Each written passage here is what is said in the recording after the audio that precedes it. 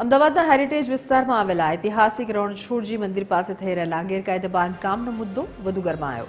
ગુજરાતના પૂર્વ મુખ્યમંત્રી શંકરસિંહ વાઘેલાએ ડબગરવાડ સ્થિત રણછોડજીની ખડકીની રૂબરૂ મુલાકાત લીધી। લાંબા સમયથી મંદિર બંધ રહેવા અને તેની આસપાસ થઈ રહેલા બિનમંજૂર બાંધકામ અંગે તેમણે સ્થાનિકો અને વેપારીઓ સાથે સંવાદ સાધ્યો, ફરિયાદો સાંભળી।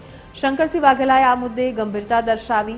હેરિટેજ ઝોનમાં ઐતિહાસિક સ્થાપત્યો સાથે ચેડા કરવા અત્યંત ચિંતાજનક બાબત ગણાવી અને ઐતિહાસિક વારસાની જાળવણી અને લોકોની સુરક્ષા માટે આ સમગ્ર મામલે તાત્કાલિક તપાસ અને કડક કાયદેસરની કાર્યવાહીની પણ તેમણે માંગણી કરી।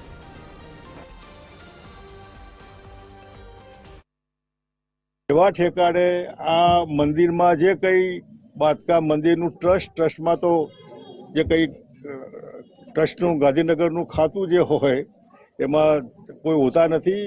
એનું ધ્યાન રાખવાવાળા સરકારી તંત્રના આગેવાનો, આ કોર્પોરેશનની જવાબદારી છે અને કોર્પોરેશનમાં તો લૂંટ ચાલે છે।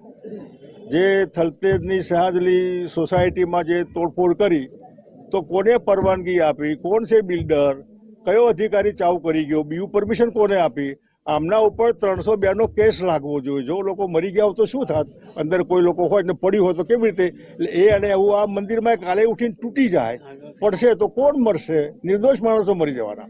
એટલે આનું તંત્રએ ધ્યાન રાખવાનું હોય, વાલા દવલા ન હોય।